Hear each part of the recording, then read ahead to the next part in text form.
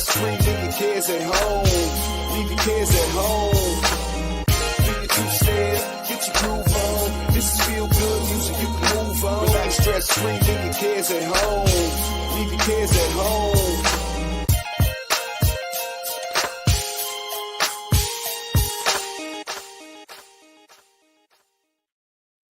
What's up? What's up? What's up?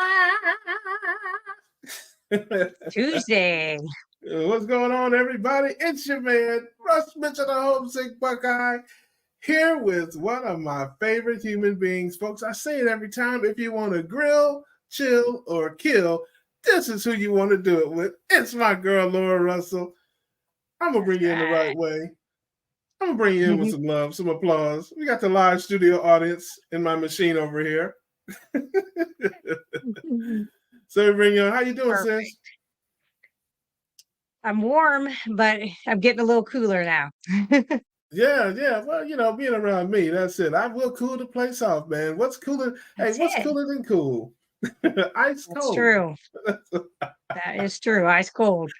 Yeah. I know. I'm doing pretty good. I've had a good week. Yeah. Let's So talk been about out it. in the garden. What's okay? So what made it a good week? So you know what? Tell the folks what you been doing. So been out in the garden. My husband eats everything out of the garden, so we did plant that this year. So he's been getting a lot of his tomatoes. I'm trying to think. He likes those yellow squash. What else? He's had cucumbers, stuff like that. So literally, this is how bad me and plants get along, is just going out in the act of like grabbing into the vine of the tomatoes. When I come out, I just look like I've been in poison ivy. I'm like, I am not Really? supposed to be around you guys. Oh yeah. I'm just that bad allergic to that stuff, but it's fine. I mean, I'm not going to die from it. It's a long way from my heart. So yeah, but so I have garden sleeves that I actually bought to put on. I just forget to do it. So then I'm out there and then I'm itchy for an hour or two, but otherwise, but yeah, he's had a good garden year. We've here in this part of Illinois, we've had a couple really good rains kind of when we needed them for the garden, which I appreciate because I used to lug water out in these great big like kitty litter containers, like just two of them full back and forth to the garden for years. I did that for about 11 years. And finally last year, I put my foot down and I said, you're getting an outside water spigot. Either you're putting it in or I'm putting it in, but I'm not doing this because I'm not eating none of this stuff. So he put one in. So now we can just run the hose out there if we need to. But then this year, of course, we haven't had to. The rains came. So it's there. Yeah. Hey, we've been having a lot of rain here too. As a matter of fact, I made a video in a thunderstorm. If you I saw that. Boy, you could the lightning right behind you. I thought, oh boy, if he's ever done anything, it's coming. I know. Listen, if you haven't seen that video, you should tune in. I'm out there in a thunderstorm singing show tunes from the musical Annie. What more? Listen, Sure, you were. What more quality entertainment could you possibly get than that on these YouTubes? Okay, this is. I mean, where else? Where else? I think that match that. That was it. Yeah, beat that. Two crazy ketos. You know, shout out to my girl. I was going to say, I watched one of their videos. Aria, I watched a couple of their videos. I think they were out looking at some places in Florida. They're RVing and stuff, all kind of stuff. Those are my people. Joe, shout out to Joe and Rachel. I will see them next week in Orlando at Keto Orlando. So we're gonna definitely get some footage from them. They're always real gracious and all that kind of stuff. So it's cool to see them and everybody else. See folks are streaming, popping in the room here. I see Doc V is in the building. I saw Doc Vasquez on Carrie's stream the other day. Doc V is doing his thing. He will also be in Orlando at Keto Orlando. Our man Bruce is here. He survived a hurricane. He knows a little bit about some storms. So he's down there, I think, in South Louisiana or Texas somewhere where in Hurricane Alley there. So good to see you, brother. And no, Not a redhead. I'm a brown head here. That's really I'm a bald head. That's by choice. This is clean. This is I was gonna say by choice. yes, this is about half an hour's worth of growth here that you see right in the last 30 minutes. That's what you It's get. 8 o'clock shadow. Yeah. Apex Odyssey. Appreciate you. Good to see you. Simpson is here. Love that. Love that. Come on in. This is the show about nothing. We just hang out. We got the link in the chat if you want to come in and say hey, tell a story. I had a weigh-in. I did a weigh-in video. It was not it was not just a death wish video, folks. It was not just a death video. I do secretly want to get hit by lightning. That is true. But but that's not why I was doing. I did have a weigh-in. Weighed in at the same. I was 490 last time, 490 this time. Hey, listen, I've been eating clean. I don't really know. And we go through this every month when I do my videos. I'm like, what are you gonna do? It's one of those things, just eat clean, trust the process, and I feel, all that kind of stuff. But it's one of those things. So, what are you gonna do? What's happening? Well, and I think a lot of people go with this lifestyle expecting a lot of weight loss. Whether you have a lot of weight to lose or not, you lose some of that inflammation in the beginning. And even though you didn't have sicknesses actually coming on, doesn't mean you didn't have some damage in there. It just hadn't presented itself yet. So I think there's times where you'll have that. I had several months, 8 months straight, where I mean, I didn't go up a pound, I didn't lose a pound, but I really was doing, I think, the healing on the inside. So, and that's more important. I don't think and so. Your My blood work sister Ron is is. Oh, I'm sorry. I your didn't blood mean work to is interrupt perfect. you. Yes. My sister Rhonda's in the building, coming in from North Carolina. Good to see you, sis. She's doing that keto thing too. Although she's got me drinking beer, family. She got me drinking beer. I hadn't had a beer in probably 10 years. I drank a couple of beers with her, and I haven't stopped. I'm still, I drink about a beer a week. It's a Michelob Ultra. It's like 2.6 carbs, So I got her to thank for that. We got Lisa Rich checking in from Idaho, the land of my former love, the potato. Nice for you to be. I made sweet love to many a potato in my life. Oh, my man, I started talking about cool. What's cooler than cool? And then guess who pops in my live stream? It is my man from college, Donovan Fordham. Now listen, let me tell you something. If you look up cool brother in the dictionary, there'd be a picture of him. I mean, this dude was ice cold. He used to act like he liked me. He used to act like we was cool. See, because I had a car. See, I was one of the few dudes back in the day. I was kind of a privileged character. I had a car. And my man D and then some other people, they'd be like, hey, I need a ride. So they acted like, because I was kind of a square dude. But I loved to hang around Donovan. I loved to hang around him and his boys because they had all the girls. I'm telling you, it was like, man, he was Chris Brown before Chris Brown. He was Usher before Usher. This brother right here, man, and I would hang around. And he was a cool sister. Now, his sister really liked me. She passed away, but she was really cool with me. Danielle, now she was, but them other guys, they're like, look, we don't know when we're gonna need a ride, so we're gonna get this square dude. We're gonna rock with him. I do not have a cash app, but I do have a super chat on there, I believe. And but brother, you ain't gotta do all that, man. It's just good to see you. It's good to hear from you, man. Glad to know you're doing well. He's gonna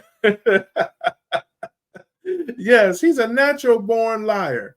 I got to tell you too. You can't trust a light-skinned brother in a hat. That's all I'm saying. They cannot be trusted. So is that a fedora? I can't really see it. Yes, I know it's kind of a little hard to see, but no, man, I'm living my best life, D. Shoot me an email or something, brothers. We'll catch up, man. I think he's in California. I know he was in DC for a while and stuff.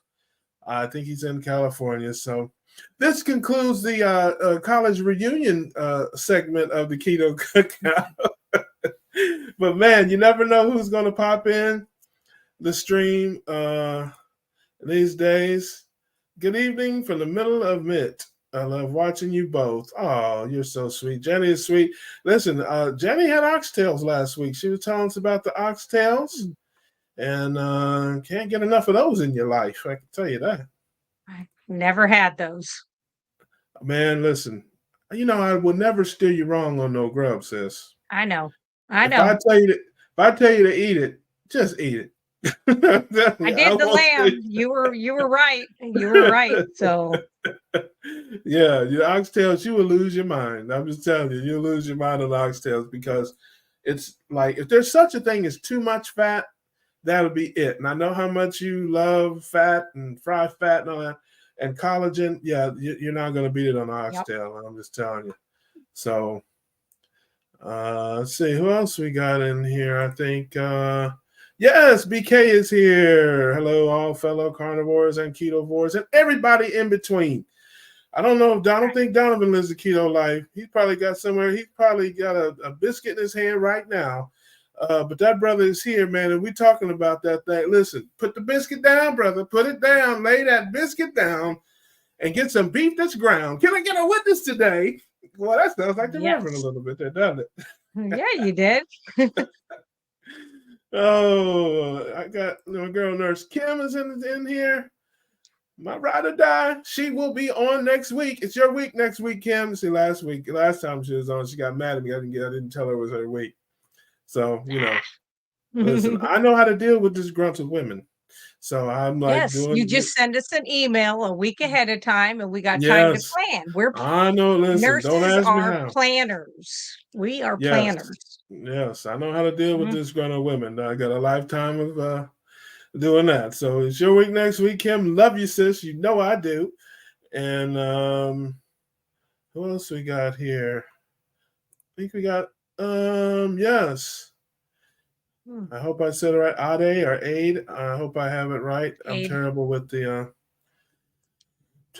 all that. But yeah, come on in, man. We're talking about this thing. What are we eating out there these days, people? What did you have this week? All right, okay. If you're new to this keto life, baby, if you're new to this thing, we keep our carbohydrates low. We keep our fats and our proteins high. We're not scared of cholesterol. We're not scared of grease, man. Bacon grease is nectar from the gods. Okay, we keep our carbs low, our proteins and fats high, and that's the way to the proper human diet. That's the way to good life. If you got something that ails you, man, get on this keto road with us, lose that weight, get off the medications, diabetes. I was just talking to somebody about that earlier today, and I have got my girl Laura with me. Laura, people that don't know, this woman is a rolling encyclopedia of knowledge. She knows everything about everything. She's a registered nurse, 20 plus years in keto. How many years? Didn't you just have a carniversary? Yeah, I 5-year carniversary was June, and 28 years prior to that was keto. That's right. So I don't know how you think you can get better information than this. If you got a question for our girl, if you got a question about something in your diet or whatever, you can put it in the chat. If you want to come on the stream with us, the link is in the chat. You can ask a question. Yes, oxtail stew is nutrient-dense superfood, so healthy and good. Yes, it is 100%. There never such thing as too much fat. Still better than too much sugar. Yes, I totally agree with you. But yeah, oxtails are very fatty, very collagen-y, and the meat is roast-like, but it's so much more tender and juicy than roast because it's got a lot more fat than roast. But it's not like steak. It's not like ground beef, whatever. It's like, if you looked at it just in a pan, and I debone it. I take because it comes on a big bone, and I debone all the meat and fat off of it, and it's just easier to deal with that way. But it looks like roast. If you didn't know it was oxtail, you wouldn't know that, but it is wonderful. Nay is in the building. I see you, sis. Good to see you. Always good to see you. And back to the menu there. Burgers and brats. Oh, you gotta love that. I gotta love that. What did you do this week, sis? I had I'm trying to think what all I made. I did beef ribs.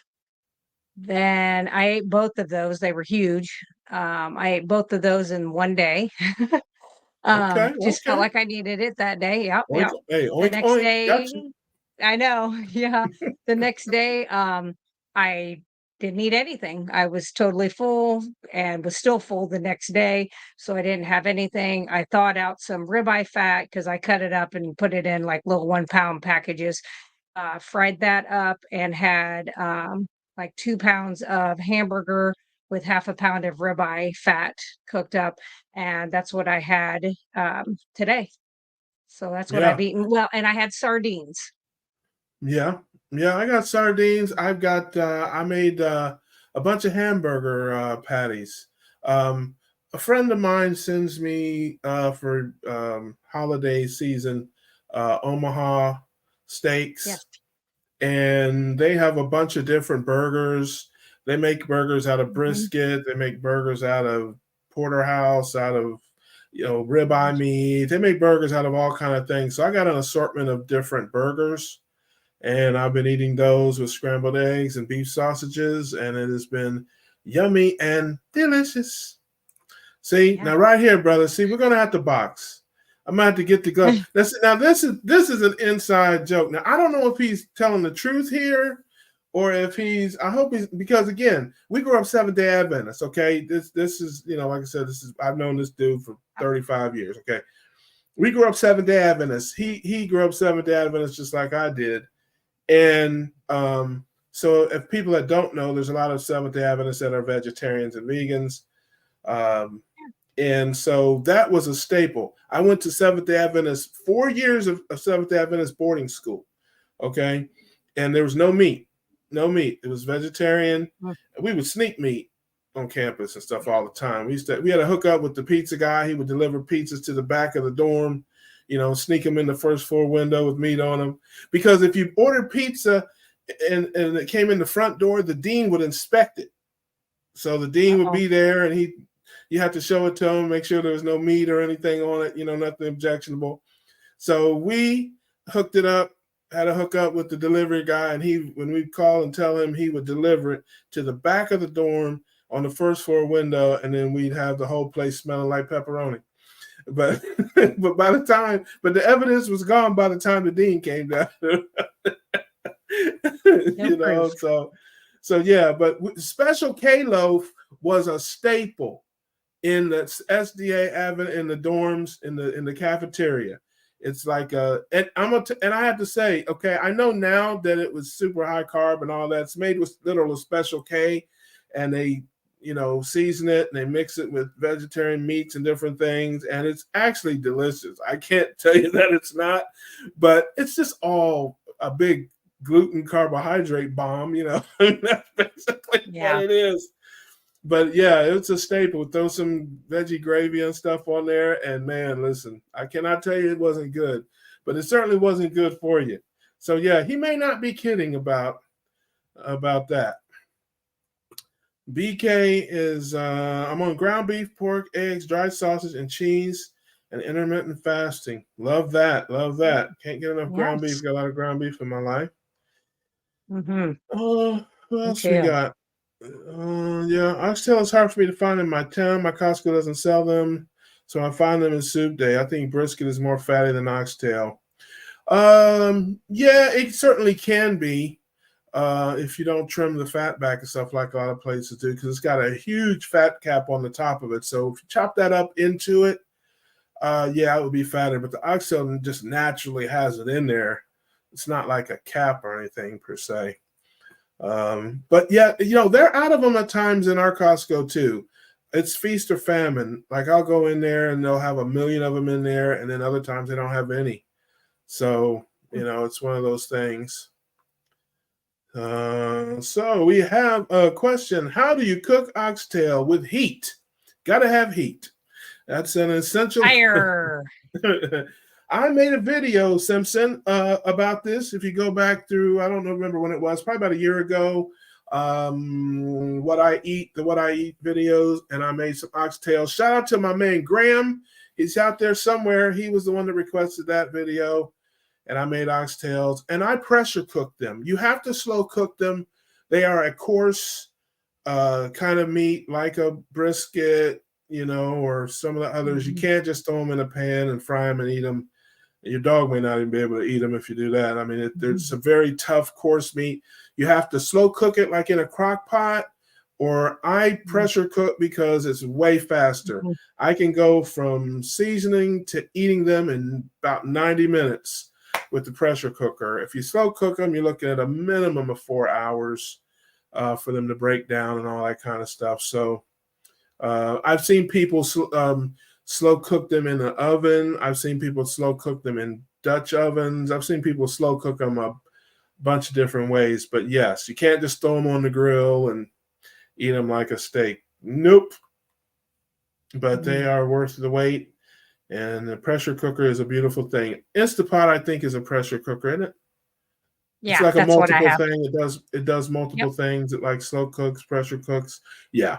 Yep. And I don't do anything, in the videos, if you watch people, some people sear them and all that stuff. I don't do, listen, if you watch my cooking segments, I ain't doing none of that. Okay. That's a negative, Ghost Rider. I season them up with whatever seasons you like. I have a couple different rubs, sometimes just some seasoned salt, different things. And I might let them sit in the fridge for an hour or two and just kind of soak up some of that, almost like a dry brine. Sometimes not. And I throw them in the pressure cooker, and I don't put much water in there. I think I put 1 cup of water in there. I made a big batch, and I put like a cup and a half of water in there, and put it on pressure cook for like an hour and 10 minutes. Let it come off of the pressure naturally. And man, you open that thing up, and in 15 minutes, there's nothing but forks clinking and lips smacking. That's all you can hear. Now, is there some bone in with that then? Yeah. Yes. I'm exaggerating about that. If I'm home by myself, and I don't have to act like I have any manners, I'll just pick it up and eat it like an apple. Just eat them out of the bone. Yeah. But I'll do that for a few of them when I just cook them. But then I just debone them, take a fork and just scrape all the meat and stuff off. I give the bones to a friend of mine. He makes broth and all that. And I started mixing my oxtails in with my ground beef because it's very fatty. And let's just say it keeps you running. That's an old Doobie Brothers song. It keeps you running. I found that out the hard way. I made some oxtails and tried to travel to KetoCon with them. And that was not a good idea. That was not a good idea. You don't travel with oxtails. So, but what I did was I got some burger patties. I stopped and got some burger patties and ate them with the oxtails, and it slowed the process down. So I'm like, okay, we're onto something here. So I'm like, the next time I make them and I go home, I'm going to make them and I'm going to mix them with ground beef. And I did that last time I made them. And it was wonderful, delicious, and, all the processes were normal instead of warp speed. That's right. That's good. So there you go. All right. What else do we got here? Let's see who else is in the chat. Electrolytes. Do you use electrolytes, sis? I want to talk about that just a little bit. Yeah. I don't actually I think I bought a package of like those LMNT years ago when they first came out when I was doing keto. I didn't care for any of the flavored ones. I liked the one that was, I think, called raw, and it didn't have any added flavors or sweeteners. That one was okay, but I'm very frugal and cheap. and you can be both, and I'm both. So I just make Soleil water because it's so much easier. If you've got Celtic salt, if you've got Redmond's real salt, if you've got a good pink Himalayan salt that doesn't come from China, good luck finding that. But if you have that, maybe you do, then you can make Soleil water, and it costs you hardly anything to do that. And just set it on your counter, and you can take 2 teaspoons out of that. And so this is about 24 ounces. And I'll put 2 teaspoons of that in there with my iodine in the morning and get on the treadmill and do my sprinting and drink that down first thing in the morning. But I Yeah. don't require a whole lot. I don't require a lot of salt anymore either. I did in the beginning, the first probably just the last 2 months, 3 months, all of a sudden, it was like, I really hardly require as much. I always put it on my food. I like it on my ribeye fat. Like when I'm canning or cold packing my beef or deer or fish or whatever in the jars, I always put it in there for preserving, but I don't need it near as much as I did, but it's been 5 years, so I didn't think I'd ever get to that because I hear Dr. Chafee saying, "I don't use any," and I was like, "What? This is Yeah. insane." Yeah, come on, But man. Everybody's not a superhero from the planet Carnivore. I mean, yeah, Captain I'm like, Carnivore is on there saying, "Well, I don't need that." Okay, well, you can leap tall yeah, buildings in a single bound. It's like, yeah, it's like, come on, man, get serious. What about us mere mortals down here? So I will yeah, interject. My man D has put his Special K meatloaf recipe on there. And honestly, I don't have much problem with anything on here except the Special K. Because that's loaded with yeah. carbohydrates. It's processed. I don't know what Special K is made of, rice or grain. Now the rest of it is not. Special, We got a lot of yeah, carnivore people here. So hide your kids, hide your wife. He's talking about onions and celery. That might send some people it might trigger some people. But as far as the you'll be eggs and okay. cheese, Yeah. I eat that every day. Onion, celery, garlic. I don't eat Mhm. much celery, but I do have onions and garlic with my steaks and stuff. Walnuts, Mhm. not terrible. Chicken bouillon, seasonings, no processed veggie meat. That's wonderful. Got to find Yeah, something low carb to substitute for that Special K. I got an I know idea. what you're going to say. Pork rinds. Is that what you're going to say? You're exactly right. Yep. Well, Seventh-day Adventists don't eat pork. It's like Muslim or Jewish. Oh, So can't do darn it. that. But you have to find something else No. there. But got to them that Special K is Hmm. killing you, brother. Yes. Say St. John's croc meat is like someone's talking about crocodile meat. But back to finish up. I do drink the Mm. electrolytes. I started I can't. at yeah. You don't want that. I can't sing. No, we don't Yeah. want me singing. Well, You you don't hear want to you see hear my that. Well, talking voice. listen, you have Yeah. all kind of This is you have animals from this is all over no the place showing up, and she starts. yeah, this is no peaches and herb here. I am no good. Nope. Oh, don't call me Peaches. But Yeah. not in front of people. I told you to stop calling me Peaches. Quit it. No, I was saying I started taking electrolytes in October of last year. At Keto Palooza, I actually started taking them. Now, at the time, I did not know this, but I was a little dehydrated. This Oh, was before I realized I wasn't drinking enough water. I found out after a blood test that I wasn't drinking enough water.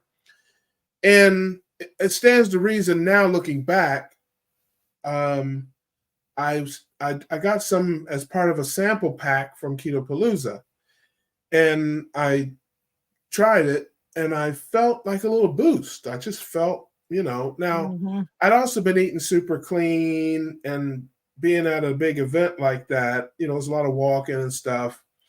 So I thought maybe just because I was, I've been exercising more and eating clean that I felt better. But I drank the electrolytes anyway, and I just felt a little bit better. So I started using them fairly regularly. Yeah. But I use the LMNT like a lot of people, and I have no problem with the product. It's wonderful. I like it, but it's expensive. The packs are like $1 a piece, and I think if you break it down to an ounce, it's like $9 an ounce. So, yes, it's crazy. So I have been experimenting with many other brands and types, and I just want to shout out to the family and see if anybody's using them, what different brands you use. What I know a lot of people do LMNT, and again, I have no problem with the product. I like the product; it's wonderful. But I have found some that's literally like a third of the cost. Redmond's Salt makes one. They have their own brand. I've been using some other brands. Relight. Yeah. And they're just so much cheaper. Also, you don't need a act of Congress to open them. I don't know, the LMNT packets. Yeah. Yes. You have to call the National Guard in to get one of those things open. I can't have the National Guard at my house every time I want electrolytes. I mean, you need a I do not want tool. them at my house. Yeah. I mean, you gotta. So the others, so the ones I've been getting are more like in a jar where you can just like scoop it out that way. So I just want to know what people think about electrolytes in general. You can put it in the chat, or if you have a brand that you like. I don't think it matters.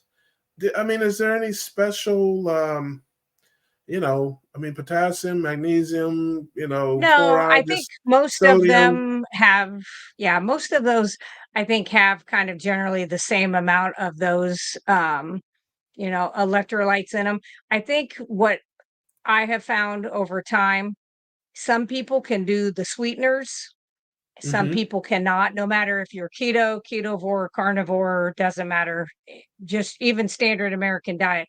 I'm somebody that they do set off pretty good. It doesn't make me necessarily want to look around for sweet stuff, but it actually really messes with my gut bacteria because it's a sugar alcohol. And so the way sugar alcohol works in the body is it'll go in. You can use it, like they have a nasal spray that's made with xylitol. And the way that works is you spray that into your sinuses, and the bacteria sees that sugar alcohol as a sugar and an energy source. So it goes to it. Well, then it can't break down the sugar alcohol into energy, and then the bacteria dies off. Well, that same thing can happen in your stomach. And I think I've had ulcers in the past. I'm type A personality. So, so it really does affect mine. But then there's other people, it doesn't bother them at all. So I think you try it and see, how it does. And if it does, just make your own. Just do Redmond's sea salt you just take a little pint jar and you put about a third in the bottom of your salt, and you fill it up with filtered water, and you put a plastic lid on it, or you can put like wax paper in a metal, and you shake it up and you set it over on your counter overnight. And in 24 hours, the majority of that salt will have went into the water itself, and it'll actually be like through osmosis, it goes in. And then you just take a spoonful out. It doesn't taste as good as like, the Element and some of those other ones, but you're putting it in more water. Now, I will tell you, I had somebody that I did a video on Soleil water, how to make it. And the next day they emailed me and they're like, I did what you said. I drank 2 teaspoons of that Soleil water. And I was like, oh shit. And yes, I did say that word because that's what happens. And I was like, no, you can't drink it straight. It's like code brown right now. So I was like, no, you have to put it in a big bottle of water. So never drink any of that super straight. But you can even do that if you do the Element tea. If you do any of those electrolytes, if you drink it in a really concentrated form, like say you did 4 ounces of water with that, same thing's going to happen. It's going to, like you said, it's going to keep you running. Yeah, no, I drink them about every day, but I don't drink a lot of them. It's now at the point where I got a remote osmosis filter for my water system, and I used to have water delivered, like spring water, which I drank a lot, and I like. I do not like the reverse osmosis water. It tastes terrible. It just tastes like medicine. I don't know. I guess I get used to the spring water. It just has a smoother kind of. I don't know if it's got some salt in it. I don't know what it's got. But it's just better. I don't like the reverse osmosis water at all. So I started putting a little bit of electrolyte powder in there just to take I don't know what you call it, maybe the bitterness out of the water, or just it's almost tastes like, I mean, my dad, when we were young, we had distilled water. He had a water distiller, and we would make it, Sure. and it was disgusting. I mean, I don't know. It's like they say water has no taste. Well, that is not true. You could Okay. blindfold me and put the different waters in front of me, and I could identify them. I could tell you, this is spring water, this is distilled water, this is whatever tap water. I guarantee you. So I've been using it more, just to add a little bit of, just to take the edge off of that water. So I don't even know if there's enough to give me electrolytes. And then maybe once every 10 days or so, I'll put a couple extra scoops in there, and then give it a stronger flavor to get some electrolytes. I don't really do that. And speaking of my dad, I want to shout out my dad. I'm going to ask a question on behalf of my dad. I think he's out there somewhere. If not, I'll send him this clip. He's not the greatest with technology, but he is 81 years old. He's in good health, still drives an 18-wheeler, if you can believe that, at 80 years old. And he called me today. He's been doing some low carbon, and we have our back and forth, because he, being a lifelong Seventh-day Adventist, 60 plus years Seventh-day Adventist, he believes in them vegetables, man. He likes to, he's not vegetarian. He eats meat and stuff, and has our whole life. He's never been like 100% for any long stretch of time, off and on. But he called me today, and his fasting insulin is down to 7. And his last blood test was 11. Yes. So shout out to Dad. He's living his best life out there, doing his thing. But now he had a heart stent put in. A heart stent put in about a year or so ago. And he's had some questions. And of course, he's got a standard American doctor. And so I knew you were going to be on. I told him you'd be on today. And I may put something together, maybe me and him on a conference call or something, because he has questions and he wants to get some second opinions. He's listening to me, but rightfully so, he has some doubts. Okay, so I can't blame. Listen, he knows me better than most, and so he doesn't trust me 100%. He knows how goofy I am. So, but his doctor's trying to get him on statins, saying his cholesterol is too high and all this and that. And it's dangerous because of his stent and all this kind of stuff. Hopefully. The diet, of course. Oh, don't eat those eggs, because he likes, he's not, he's always, ketovore is the best you could hope for. He's never going to be carnivore. Right. But he's going to be a dirty ketovore, I would call it, if you want to call it, or keto. But that's okay. What would you say to folks, if there's other folks out there, maybe they've had some heart problems, and again, we're not practicing medicine here. We're not doctors. We're just talking about our opinions. We're just talking about things that we've heard from other doctors, although Laura is a registered nurse. So what would you say to folks out there, my dad and others, who've had maybe a stent or a heart attack? So they're naturally fearful, and these doctors are telling them to get off of the fatty meats, get on these drugs and all that. What do you think? So one thing is, when you have a heart attack or you have enough blockage that they put a stent in, they put you on a blood thinner, usually anywhere from 6 months to 1 year, and then they should be off of that blood thinner. So you need to make sure, since he's made it to his year, that he is no longer on the blood thinner. Then they usually go down just to a baby aspirin. And you want to make sure that's happened, because they forget to do that a lot.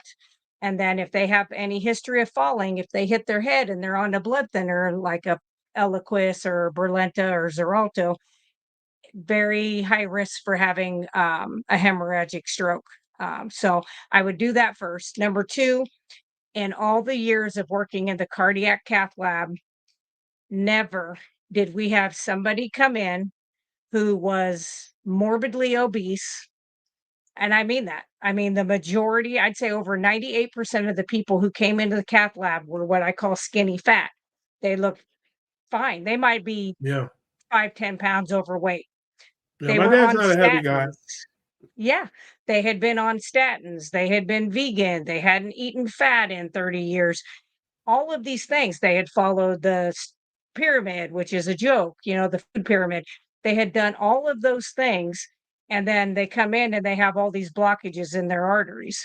And they're like, what the hell happened? And I'm like, it's calcium with a teeny bit of cholesterol in there, but that's calcium, and plaque is made up of the same plaque that's on your teeth when you go to the dentist. That's the same plaque that ends up in your arteries. So it's not like this big clunk of cholesterol. So what cholesterol lowering medicine, the only benefit that there is, and they could go out to Dr. Avadia's site and see this too. The only thing that has been shown to do is right after a heart attack, say you have a stroke or you've had open heart, about a month's time, is there a little bit of benefit for that cholesterol lowering medicine, but not due to cholesterol lowering, because it helps with inflammation in about that first month. Then after about 30 days, that goes away. It's no longer really helpful. The study that was, I believe, the Jupiter study done on that said that taking that statins for 30 years, avoiding animal fats, might, and it said might, which also means might not, win you an extra 3 days compared to those of us that eat meat and fat and don't take a statin. So I would say look up what cholesterol does for your body, what all the processes are that you have to have cholesterol for, and know that your liver makes 85% of the cholesterol that is in your body at any given time. And ask yourself if God put that organ in your body by accident, because I don't think he did.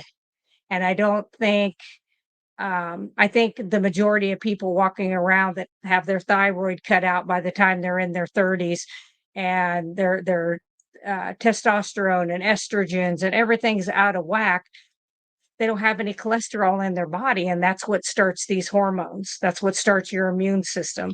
It's what feeds the brain. Fats in the body, when you break those down, they convert into ketones, and that crosses the blood-brain barrier. So it is an excellent energy source, and it's instant. That's why people that have brain injuries, if you give them like MCT oil, like in coffee or tea, and you blend it, and they drink that down, it's like, boom, you can literally see on an EEG, like their brain lighten up. It's why in the 20s and 30s in our big medical universities, they did keto diets, which were very high fat for children with epilepsy.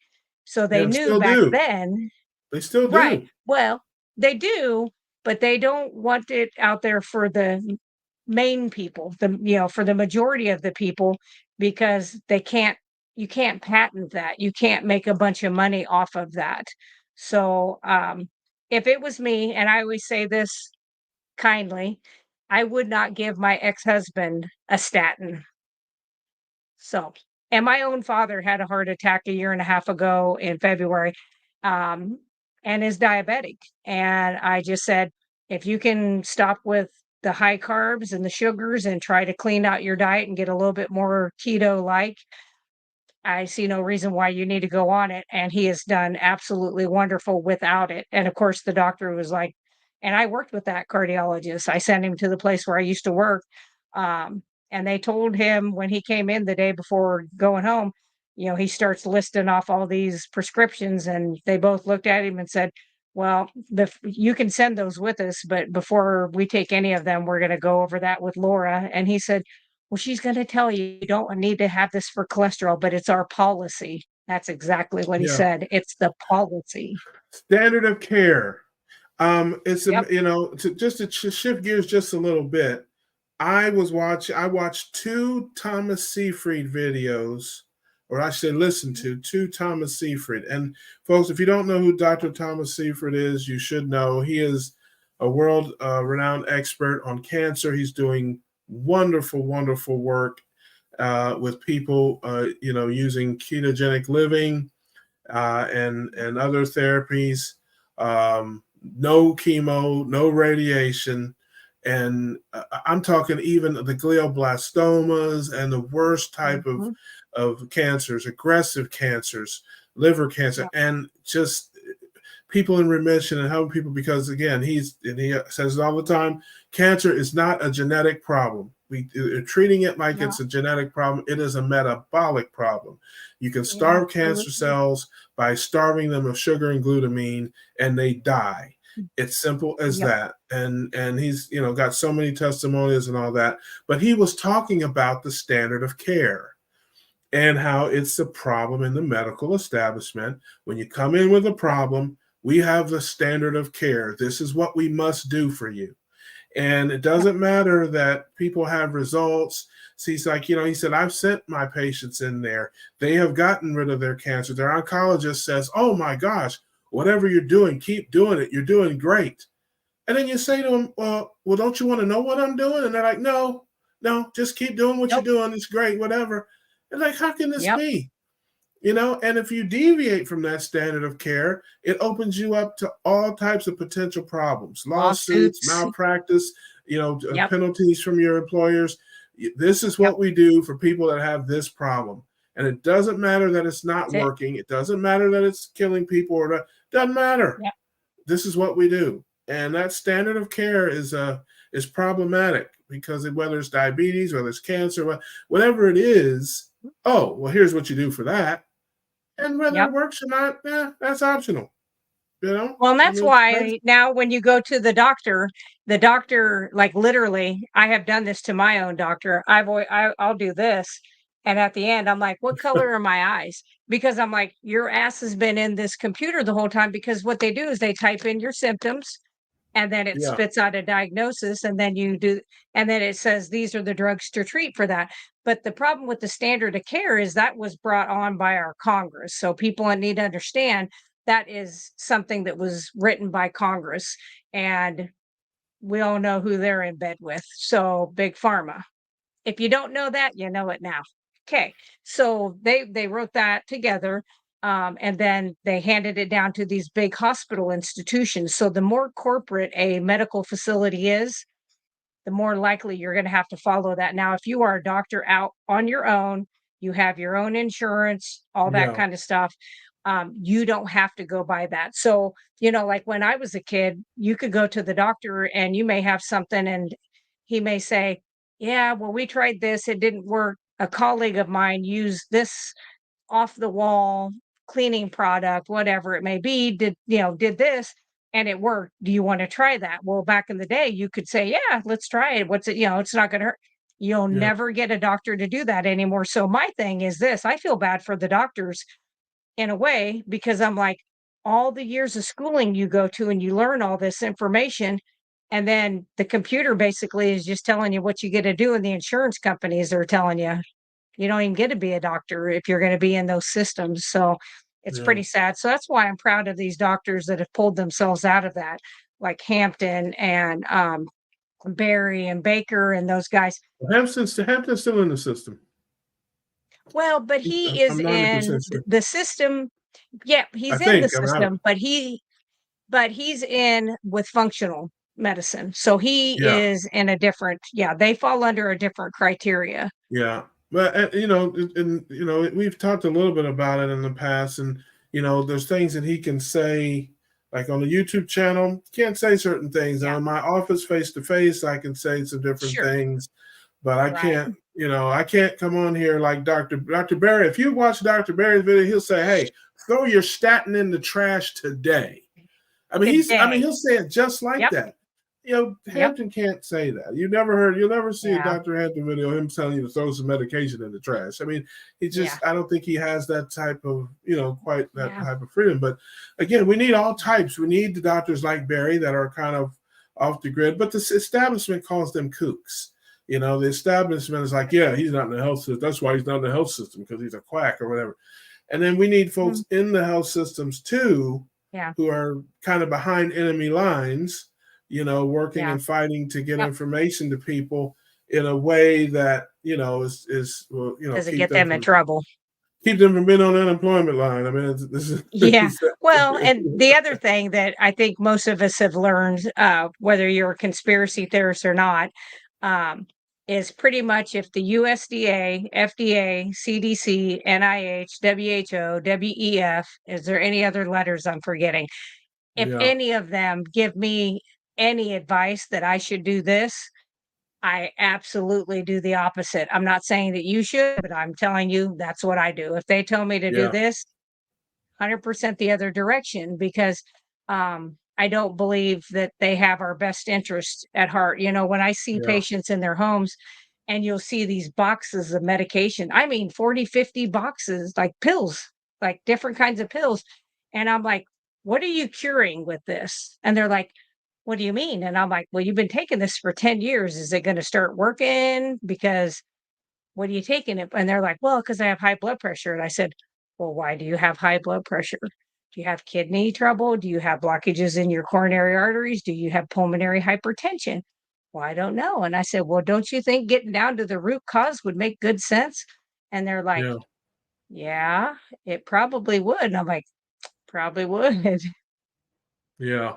No, I'm with you, man. It's difficult. Simpson says I can't get my son to stop taking statins. Of course, Oh, I also can't get he's him to start carnivore 28. either. He's only 28. Yeah.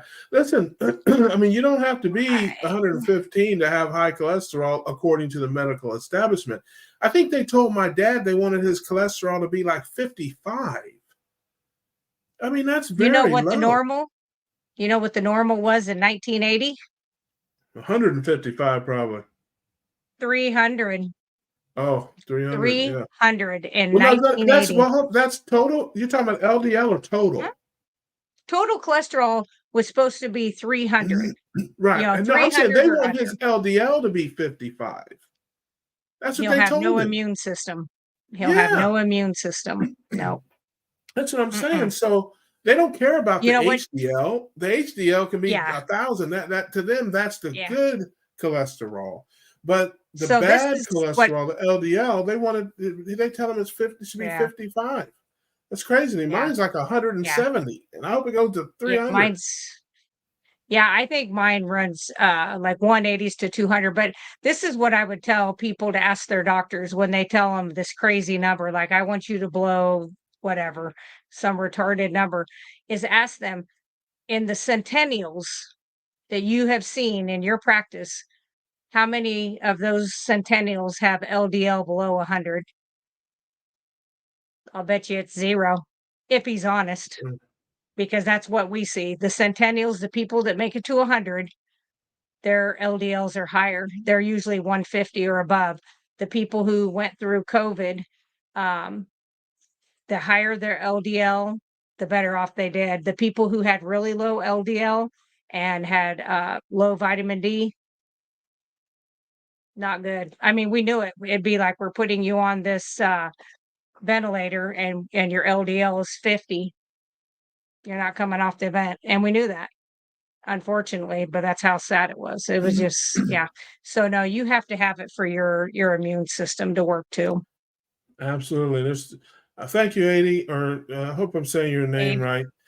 Aid. Yes. aid. There's a bunch of $10 words in there, but this looks like a page out of Dr. Seifert's book. Yeah. But yes, it's glucose and glutamine are what feed cancer. And if you starve the body of that through medication and through diet, cancer dies. That is his Yes, it thesis. does. If Yep. if the YouTube gods are censoring out there, that is not me saying that. That is Dr. Thomas Seifert saying that. He is at Boston College. You can send him a nasty message up there. So, but it's amazing, like I said, the work that he's doing. And if I knew anybody that had cancer, or if you know anybody that has cancer, cancer has, my Aunt Wilma, my Aunt Wanda, my Mama Redden, so many people that I love, my brother Cliff, cancer's taking them. And I wish I'd have known these things back then. Maybe we'd have been able to try some of those things. So, that's why we put the word out to people, and, each one teach one, and, see how we'll go. Cheryl says, that's funny about LMT being doing open. I thought I was struggling because I'm left-handed, open them from the, listen, the only, No. hands can't do it. Unless you're Edward Scissorhands, you cannot Yeah. open a packet of LMT. Now, it'd be easy work for Edward Scissorhands, and you have to be of a certain age to know who Edward Scissorhands is. They're giving you a workout too. Oh, it's ridiculous, man. I'm just Yeah. like, it's crazy. I don't know why they can't make an easier pack to open, but I'm off of LMNT. Again, don't have a problem with the product. I don't want to make it sound like I have any problem with the product whatsoever because I do not. But Yeah. it's just I've got products that I'm using that are literally a third of the cost and easy to open, and they taste great, and I'm sure they're doing the job. And so I just wonder, like I said, what other people were doing in that vein. What else do we have here? We had a few more comments before about oxtails. Going back a little bit, oxtails always been a winter meal thing, and I cook it on the wood stove for a long, long time until to get that soup broth.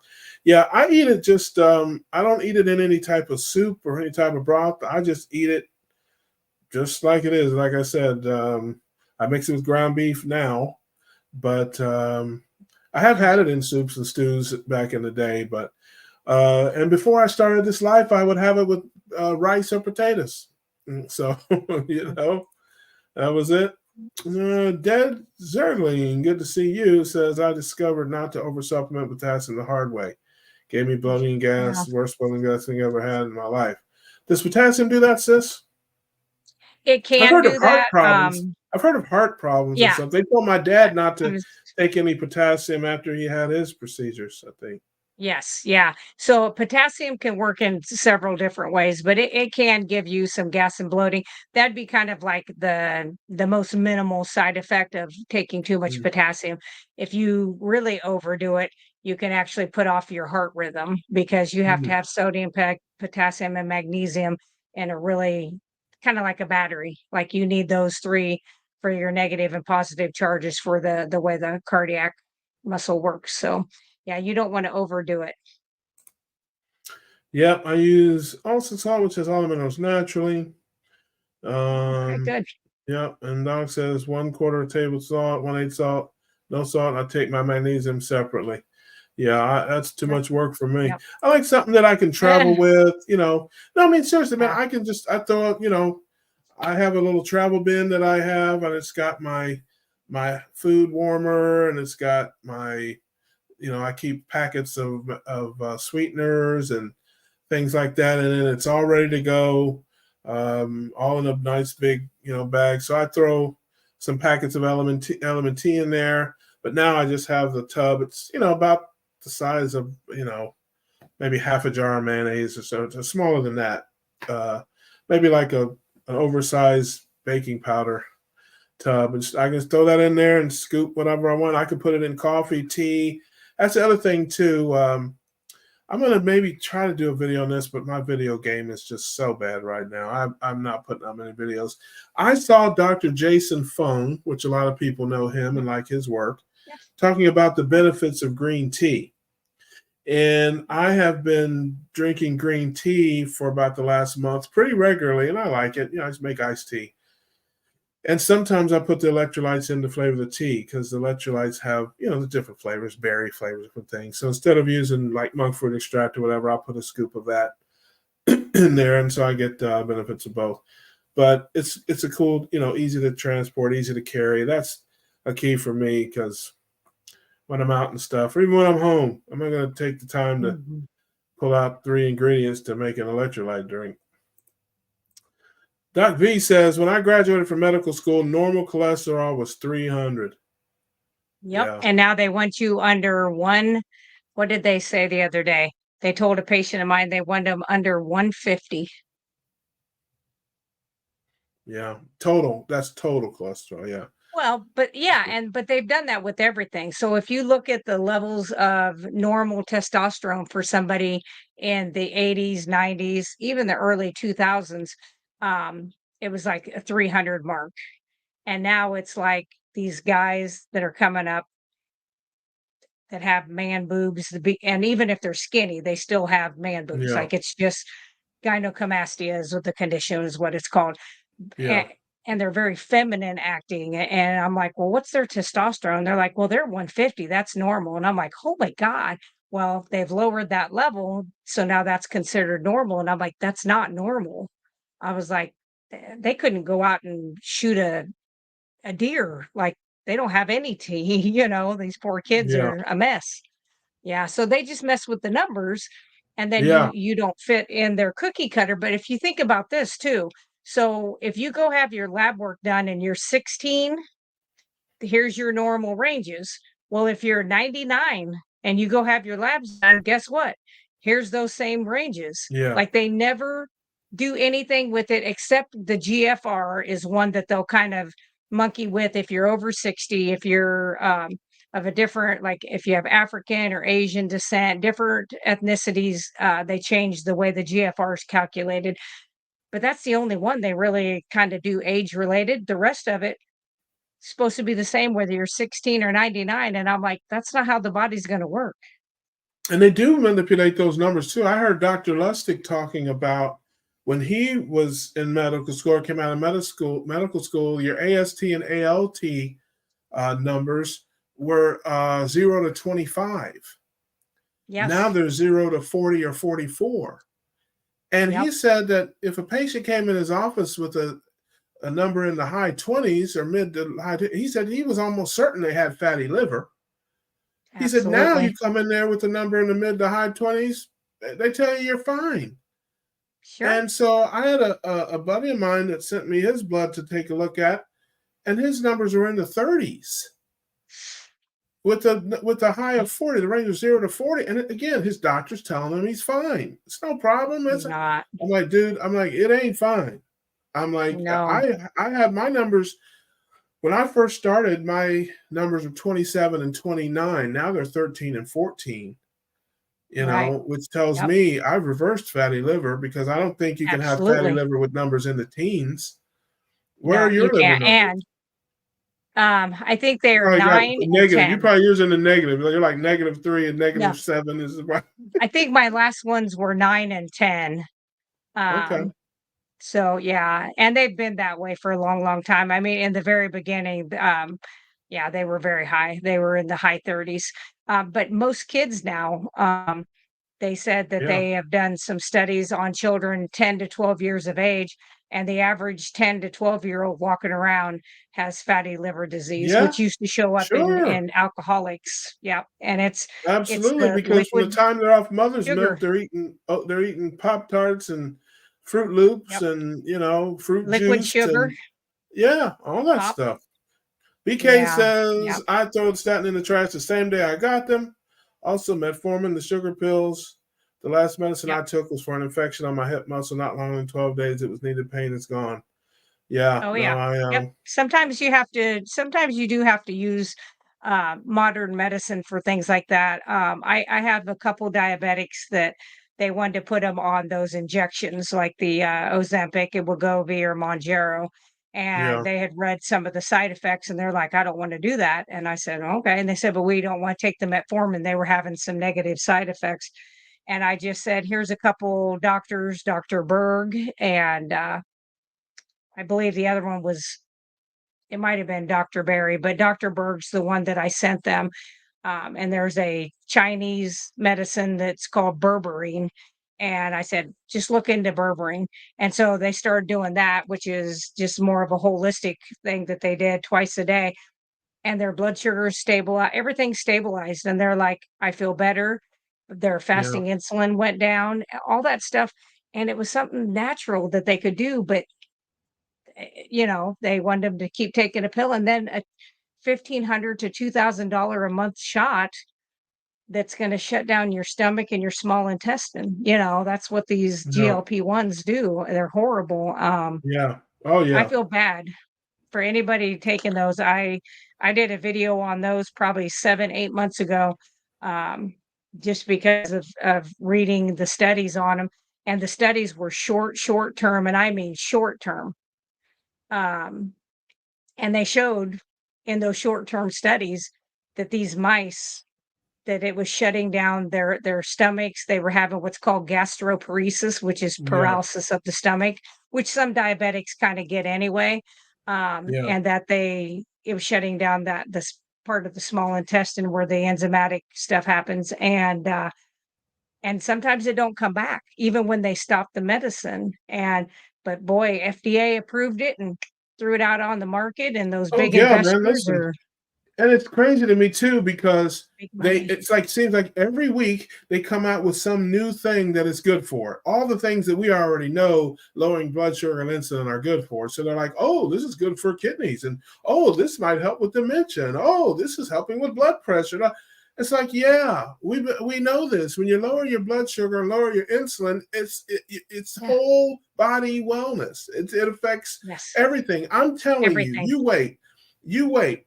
I'm going to give it about another 6 months to a year, and they're going to come out and say, we found these GLP drugs are helping people with their mental health.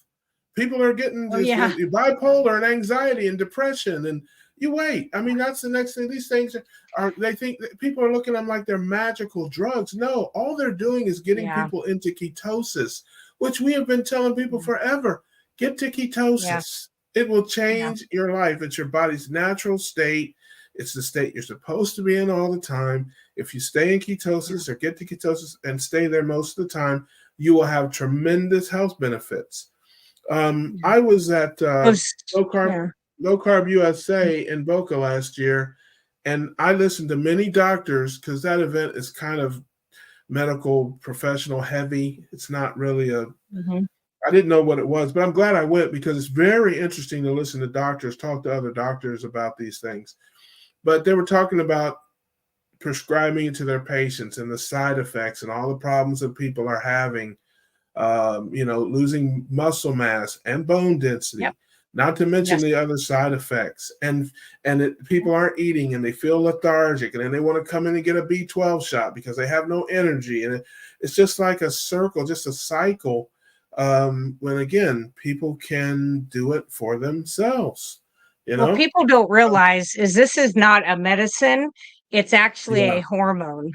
GLP-1 is a hormone that our body makes. It's a satiety hormone that once you get full, that releases in the body and tells the body, okay, you don't need anything else to eat. Now, some of us don't have that. I think I was deficient in GLP-1 because I never had that stop mechanism back in the day. But for the majority, you release this on your own. So it's no different than you taking an insulin.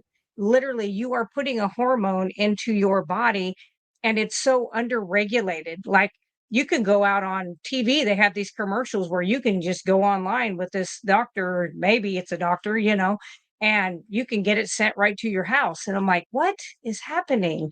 And then when you see these people that have these side effects, I work with some young girls, and I warned them. I'm like, quit eating the freaking Snickers every day, the Snickers ice cream bars, they'd have, and they're doing their shot. And I'm like, oh, hello. I'm like, you can't out medicate, outrun what you're eating. You have to change what you're eating. But they think it's the easy way out because that's what the doctor told them. They're like, we'll get your hemoglobin A1C down low. And I said, that's fine. Once it gets down there, your insurance is going to quit paying for you to have this medication because there's no medical diagnosis for you to take it. And then you're going to rebound because you've lost all this muscle and all this bone mass. Then what you put back on, you usually put on not only all the weight you lost, but usually 10% more. And it's just nothing but fat because you're not going to build muscle when you've already tore everything down like that, unless you're working extremely hard to do so. And so these people are really, it's pretty sad. I mean, we had one girl that finally stopped it before the doctors wanted her to, and her stomach does not work. And so everything she eats, she's like, why do I keep gaining weight when I can only eat a little bit at a time? And I said, because it just sits there and it's constant. You're breaking it down and it's absorbing and absorbing and absorbing. You're absorbing 100% of everything, all the calories from these foods that you're eating, and that she's not eating the best foods anyway, because it's not passing through the system like it's supposed to. And she was like, oh. And so, she's like, well, what do I do to fix it? And I'm like, I don't know what you can do to eat a cow, unparalyze your stomach. Well, and there's a lady down in Missouri that actually had to have a gastric bypass because the bottom portion just quit working, and they actually had to do like a sleeve because it was dead. And they had to take it out. So there will be lawsuits. There's already a lawsuit in Louisiana against the makers, Wegovy, I believe. I think it's Norvo Nordisk or something is the name of it. Man, all medications have side effects. I mean, I don't care what it is. Some are mild, so, dry mouth. It's like, it's the regular list of things that they put on there. And like dry mouth is the only one you're thinking like, well, like, my mouth is a little dry sometimes Look at anyway, that. so I'll take the dry. Yeah. But look at one of our siblings popped in there, Laura. Look at that. Yes. We know you. Ryan Hey, Robin, how you doing? Good to see you. And I had a think, man, birthday yesterday. yes, happy birthday to her. She's 93 years old, ladies and gentlemen. Boy, she looks good for Uh, 93. Look at that picture yeah. there. Boy, happy 93rd birthday to our sister, Carniva's grandma. We love you, sis. May you have many more. We're wishing for 94. And We got look Quack what, Man. hey, listen. Look who else. Look what the iguana drug in. My Oh, man. Lord. Listen.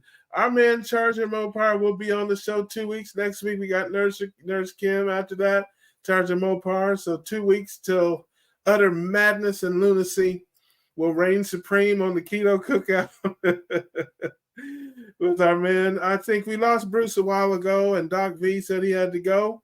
So shout out to those guys. Appreciate you popping in and saying hey with us. Yes. So, he was making comments, but they were not going through. So, no, that was me, brother. I was blocking them. That was me. No, I'm kidding. You know better than that, man. That's my guy. That is my guy right there. So, Julia popped in from New Mexico. So, always good to see her. It's she's 3 hours behind us out there. And I really just resisted taking medication and stuff. I mean, I flopped around like a fish out of water for a long time. I tried all kind of things. And, I've settled in on this lifestyle and I'm really happy and living my best life, sharing it with everybody I can. I have my struggles and I'm doing it my way. Everybody, listen, if you follow me for 15 minutes, nobody tells me what to do. So I'm doing it my way, but I'm very happy and doing well and loving life, and just looking forward to the future and telling as many folks as I can. Aid says Novo Nordisk's own salespeople actually admit that 64% of people who stop Ozempic regain all the weight they lost and more. Well, you're exactly right, because again, and that's why I didn't want to do this. That's why I didn't want to do surgery. I didn't want to take pills. I almost did, because I got to a point where I was just at the end of the rope and I didn't know what else to do. And I really tried, ketogenic living as a last resort because I thought it was kooky and wacko. And it flew in the face of everything that I'd ever known or ever learned. And so I understand when people, I do it every day and I still think it's a little crazy. So yeah, I understand people's hesitation. And again, not only does it sound crazy, their doctors are telling them it will kill them. So it's like, it's like for a lot of people, they're like, yeah, this guy knows a lot more than me. And he's telling me this is a death sentence. And it's like, I have a death wish if I live this way. So I get it. Other people have religious reasons and, this type of thing. I get it. But, I think everybody gets to the point where, they're sick and tired of being sick and tired, and they're like, hey, let's try something else. And it is frustrating. I know there were some comments earlier, I think, that people were putting in about their family members and stuff. And it's frustrating. Yeah. But you just have to give people their space, give people their time, and keep being an example, because I know firsthand people are watching, people are listening, even though you think they're not, or you don't even know that they are.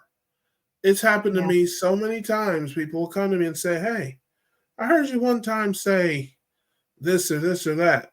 I had no idea they were even listening. But they get sick, they get that blood work, they're looking at becoming diabetic, or their doctors are putting them on these medications, they got these side effects. All of a sudden, you start to look a lot smarter. Yeah. So well, and this is the other thing.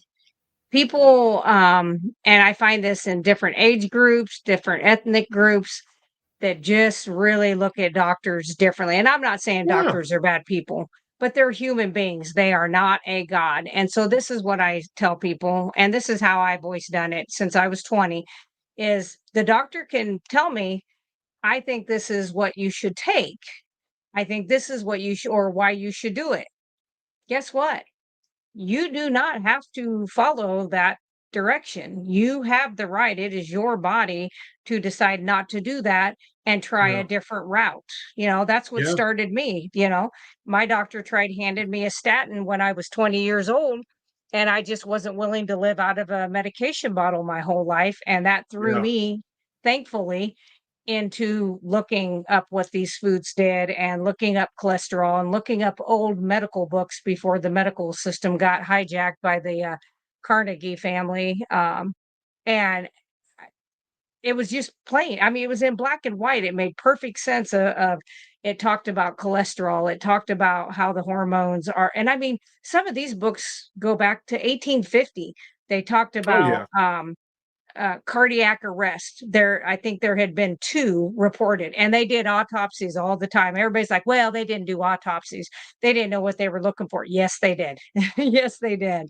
I mean, they did it in ancient times. Obviously, we did it 100 years ago, but they did know all this stuff. And so the more I read that, I just thought, I'm just going to do it natural. And it Yeah. was keto, but it was like whole single ingredient foods that I Yeah. grow, that I know what goes into them. That is how I did my keto, for 26 out of the 28 years.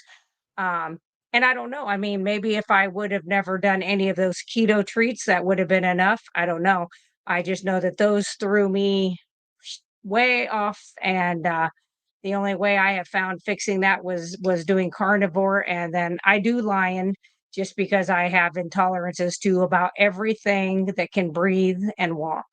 So that's what I do. But you have to do Yeah. whatever makes you feel good. If you can have broccoli, eat broccoli. I always say, if you can Yeah. handle it, go for it. But if you're not Yeah. feeling your best and you're trying to hone down on what to do, I say do elimination diets and see what works for you, because we're all Yeah. different. Absolutely. Julia says, Homesick Buck, I'm so glad you didn't drink the Kool-Aid and do bypass surgery. I have to correct you on one thing, Julia. I drank lots of Kool-Aid and sweet tea and Coke and Pepsi. That was part of the problem. So I stopped drinking the Kool-Aid. That's more precise to say. And yeah, I just didn't want to do those things. I knew there had to be a way. At least I thought there had to be a way better than that. I didn't want the side effects. I'd known so many people that had the surgeries, and for most of them, it didn't work because, again, your mind, you still got the same brain. Yeah. They don't really change their habits so much. I know people who had complications, had to go back in multiple times to fix Oh, things. yeah. I know people who gained their weight back even through it. I just didn't want to go that route. And well, like I said, I'm taking the slow and steady route, but I like it. I'm doing well. And it's important to me to do something I can sustain. That's the key to it. Something that's not, Yeah. I'm not white knuckling my way through it. I'm not stressed out. I'm not, worried about anything. I'm not struggling. It's not painful. It's just a simple, easy lifestyle. And I know I can do it for the rest of my life. And that's, to me is the key, and that's the way I take it. Simpson says, I started carnivore last year on April 1st, which I thought was appropriate since it was April Fool's Day. And it seemed like a good day to start this silly diet. The heart attack Perfect. diet. Shout out to my man, Rick, man. We're trying to give ourselves heart attacks Yes. every day, eating all the Every fatty day. hands on. It is not working for me. I'm not. I'm Me losing weight. either. They're great. Yeah. It's funny because I was talking to somebody a couple weeks ago. I was like, I could have a heart attack. I mean, if you look at my numbers, my ratios, like my triglyceride to HDL, it is still high. I mean, I can't undo 50 years of abuse in a year. I mean, so I'm still, I still have plenty of weight to lose. I still have triglycerides and things that are high, and I still have elevated risks, but the risks are coming down, down, down. Every blood test is better than the last. I certainly am feeling better and all that kind of stuff. So, maybe, I'll get out of the woods one day. But if I had a heart attack tomorrow, I couldn't say, this carnivore diet. It's like, come on, man. I abuse myself. I mean, I ate like I said, 500 to 1,000 carbs a day for 30 years, plus 30 more Yep. or more years. So if I Yeah. have a problem, it's because of what I was doing, not because of what I am Mhm. doing. But hopefully, you knock on wood, you know, Yeah. we'll be all right. You know, we keep rocking. Yeah. But yes, Well, I think the it more is. cholesterol that you get into the body, that helps you Yeah, heal anyway. So I'm not worried. I've had people whose cholesterol was really high, triglycerides were really high, blood sugar's high, and they're like, "Yeah, but my doctor says not to. Says I could do keto once I got to this position, some point, some weight." And I was like, "That's stupid. You're going to get to that yeah, much quicker if you do keto." And then if you want to convert and go even deeper and do yeah, carnivore, ketovore, yeah, whatever it may be, but the sooner you turn it around, the better off you are. I said, that's like telling a person instead of having an 8 ball of cocaine, they get half a gram, no, you can't yeah, just get it, bite the bullet and be done. yeah. Yeah, no, another thing too. I mean, BK says first time I heard about keto, I thought it was another fake diet like the others I tried. I started anyway. I'm a different person than 2 years ago. Not 100% healed, but most Yep. problems are gone. Yeah, and I'll tell you Yeah. something. People slide back and forth. When I first started, I mean, I'm really mostly carnivore now. I'm not against vegetables. I don't, subscribe to this whole they're trying to kill you and all that stuff. I'm not one of those folks. But I realize I don't really need them that much. I like them. I eat them here and there. I was thinking about it. I had some broccoli in March. So I mean, it's like Yeah. um, but I thought, once upon a time, I thought I needed them. Like, man, you gotta eat this Yeah. stuff or you're not gonna make it. Now I know that's really not the case, so I get little bits here and there, and I don't seem to have any problems. But I didn't start there. I say, a carnivore diet is kind of like jail. It's not a place that you plan on going. You just kind of end up there. So it's like for a lot of us, that's what it is. I never planned on that, but it's just kind of how it worked out. So yeah, and don't be afraid, to slide back and forth. If it Right. gets to the point where you're struggling, man, have a salad. I mean, don't try to torture yourself. Eat things that you feel good eating, even if they're not meat and water. I mean, I understand. I can't eat meat and water the rest of my life. That ain't going to work. I'm just not built that way. I need to have just a little bit, of variety. I don't need a lot, but a little bit. And Yeah. so, what are you smiling about? Oh, I can easily tell if a Oh, duck died of a heart attack. yeah. Yeah, It died his of a heart choice. attack trying to run from him. Yeah, yeah, his choice is by guillotine. That's how he prefers his ducks to die. you know. Poor ducks So and the anyway, iguanas. yeah, it's like I've had ducks have a heart attack a few times. That's before or after the guillotine.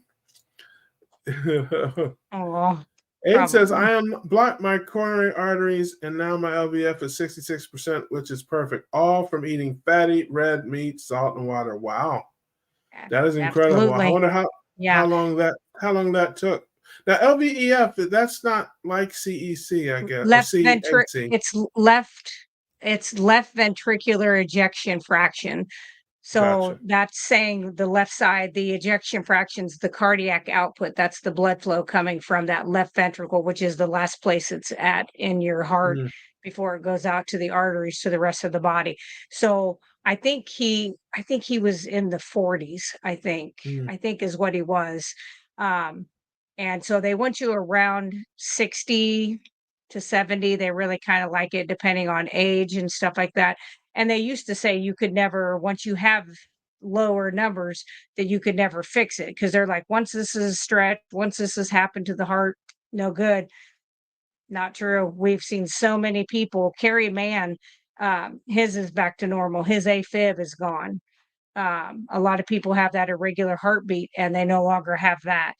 And sometimes I wonder when I work with clients on my website and they're like, "Yeah, my AFib went away. Do you think it's the meat?" And I said, "I don't know if it's the meat. The meat definitely helps you heal because, you get all of those amino acids that you need for healing. I'm not so sure that you didn't get your electrolytes back in balance because that controls the heart rate, and I'm like, I don't know. Maybe you healed something, but I think those electrolytes have a lot to do with that as well. Yeah. Yeah, that's good. My nephew Levi says, good night. Good night, buddy. I sure hope you didn't hear Oh, Potty Mouth Laura a little while ago. It's my I 10-year-old just said nephew. two, just little bitty ones. Don't. Poop. She has I'll say serious poop. problems, Levi. Don't pay attention to her. This is one of the people your mom and dad try to keep away from you. That's Yeah, she's crazy. I'm kidding. No, his dad is a nurse, registered nurse for 30 years, works in the Good. VA health system. So But he's good night, seen it buddy. all. Stay out of trouble. Stay out of trouble. Yeah, no, he's a good kid, but yeah, he doesn't hear a lot of four-letter Mm, words. Age says 12 months. EF is the yeah. ability of your heart to push out blood. Yes, and refill. Yep. Yeah, Yeah. So that's just 12 awesome. months. Yeah. Yeah, that is absolutely positively incredible. I That's the love same that. with cardiac calcium. They used to say that you cannot, you're exactly right. Every one of our organs, teeth, bones, everything can regrow.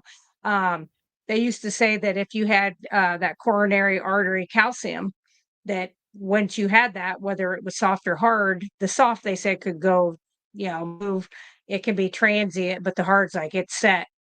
Not so. I was either 368 or 378, and mine's 0, soft and hard plaque. So not Now, how true. long I've did heard that other take? people. How long did that? Now, I heard Dr. Berry talk about that, but he said it can take years and years. Like it's not something that you Well, can just I, do like fatty I liver. was I was keto for 26 years when I had the first one done, and I was like I said, 368 or 378. And which isn't horrible. I mean, I've had people that were like 2,500. So, but you want to aim for 0. And after 2.5 years on carnivore, I had that cardiac scan done again because my doctor was freaking out because my cholesterol, my total was like 350, and she just scared to death. um, and she was like, "Well, you have it done." So I had it done, and it was 0 in all of my arteries, both the hard and soft plaque. So I think it just depends. I mean, I had been doing keto for so long. I think that the healing didn't take near as long. I wasn't coming from standard American diet going to carnivore. I was keto for all those years and then went carnivore. So I didn't have a lot of that damage that a lot of people had that was my age. I was 48 or so when I had the first one, and or maybe even 47. Anyway, I was like 51 when I had the last one done, and I'll do another one next year just to see. I'm sure it's still at 0. And we'll see. But yeah, I think it can take years, but I think there's other options too. There's like this chelation therapy that you can do that's IV therapy.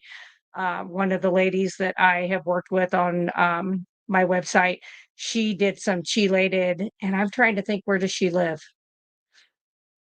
I think she's down by Florida. I don't remember exactly where. Anyway, she goes to this IV center that's a like functional medicine doctors and Mhm. stuff like that, and does a chelation therapy. And I don't remember if she did like 20 of those over so much time to help get that stuff moved out as well. So I think there's Okay, other so things you can do. while we're on the topic here of calcification, now, okay, is this what Ace talking about? Higher levels of K2 and D3 along with higher ketones is what removes soft and hard Yes. plaque in the coronary arteries. Now, let's Yes. talk about that just briefly. Let's say, Sure.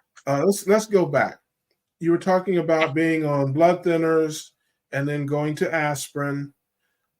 Is that something you need to do a long time, or the aspirin? How long do you think typically there are people on aspirin after they get off of the blood thinners, or does it?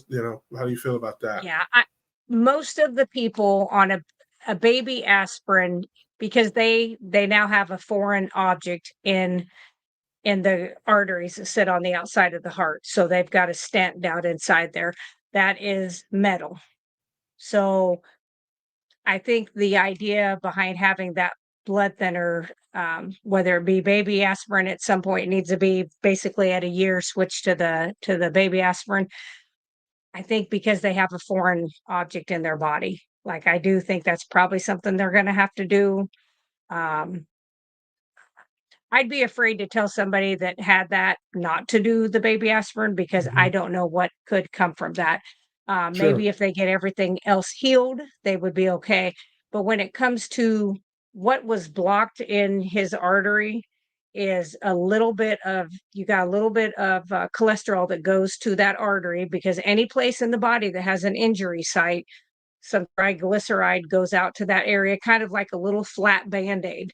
And that's supposed to bring the immune system in and help fix that. But if you keep having re-injury to that same blood vessel or wherever is in the body, then those cells start to turn into more what they call osteocytes, which are bone cells. And that's when it starts bringing in these calcium and magnesium and manganese and all of those. Like I said, the same thing your dentist scrapes off your teeth. That's what's being drawn in because instead of it going to your bones in the bone matrix, it's doing it inside your blood vessel or inside your joints. A lot of your arthritis is that. So when you take that K2D3, that K2 pulls that out of those areas, puts it out into the bone matrix, works with the D3 synergistically to then strengthen the bone. So that's what I did to reverse my osteoporosis that I had, which was severe by the time I was 28. And I reversed it. And I'm 53, and every time I've went, they're like, "You can come back if you fall and break something." But when I tell them what I did to do it, I'm like, "Do you wanna know how I improved it?" Because literally from one year to the next, I went from severe osteopenic to absolutely top of the register, don't come back unless you break a bone in about 15 months. And I was like, "Do you wanna know what I did?" And they're like, "Well, you did that Boniva, which is an infusion you do by IV." And I said, "No, I would never do that because those are gonna kill your kidneys, and they're about $5,000 a month. So no, thank you, don't sign me up for that." I said, "No, I did K2D3, which used to be in our food supply, which is not in the food supply because our ground it's dead ground, and it's just been robbed of minerals and is grown fast and genetically modified." And I said, "So we don't have it." And she was like, "Okay." And I was like, "This is amazing. Like, if this can work the way I've seen it work on myself and some of these other people, this is great." And I was like, "Aren't you excited?" And she was like, I mean, literally, she's like, "Yeah, okay." And I was like, "Okay, well, you're not in the business of really getting people well. You want to infuse them with medicine." Okay, so but back to the artery part of it. Mm. So the plaque is how does the artery get calcified? How does your It, CAC because score go up? Is that seed oils, sugars? I mean, it can be any of those. So anytime you have oxidative stress inside, you are going to have inflammation. Inflammation brings all these other entities in. When you have that starts to damage an area. When an area is damaged, you know how like on your shin, if you've ever bumped into something and a year later you're like, why do I got an extra piece of like bone, like feels like there? That's because you had an injury to that site and it sent these extra calcium deposits and all the other minerals. There's like 42 or 43 minerals that make up the bones, go to that area of injury. That's how they heal. Well, mhm. inside a blood vessel, it's running in, the bloodstream is going through that. So you'll pick up more and more and more of all these extra ingredients that you really don't want to have them in there. They need to be staying out to make the bones and to make the teeth and things like that. But they get into that system because that injury site turns into like osteocyte and then it attracts that. That's what an osteocyte in your bone should do. So you're And so saying that it, somehow in the heart artery there was some damage of some type, and then yep. the calcium comes in to repair that damage. Well, And the K2D cholesterol comes in and cholesterol comes then in. the calcium because of the injury, because the repeated injury, and that can be that you have some narrowing or you have vasospasms and you continue to like, no offense, but men sometimes with chest pain don't go do anything with it the Mhm. first 72 times. And so you're just getting more injury to that area. And then the more injury you have, the more bone like that area becomes, and those cells turn into, and then you get more calcium. So yeah. All right, so the K2D3, is that a supplement or something, or is that just dietary through the meat, or what's that? It K2D3. You have some of that in your egg yolks, and I think liver has a little bit in there, but they have like a little gel cap supplements. What I take, most of the people I work with take that. Some people take it twice a day. You just take it with fat. It really used to be in a lot of the food supply that we had. If you look at the nutrient vitamin content of like sweet corn from the 60s, high doses of it. You look at it today, you might as well just chew on this. Like literally, there's just nothing. It's So nothing. do you have a specific brand that you use? You just buy it from Mhm. Amazon? I do. Do you buy Yep. them separately? Can you buy them together? Like, how does that? I prefer it to be together in a gel cap because you want to take that with a fat. So whether it be eggs, whether it be a little slab of butter, piece of ribeye, or if you're eating a hamburger with some fat, that's when you'll take your K2D3. And it's just a little baby. It looks like a vitamin E capsule, but it's teeny tiny. And I just do mine once a day. That's what I always did. It was a doctor from Mm, India that worked here that told me about it probably when I was 32. So it'll be 20, yeah, it's 21 years now.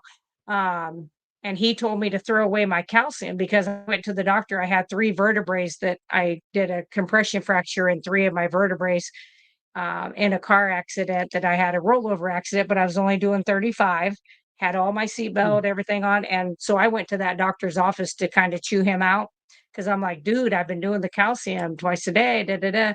And this doctor who had retired, him and his wife were back from India to visit, and he was sitting there. His name was Dr. Powar.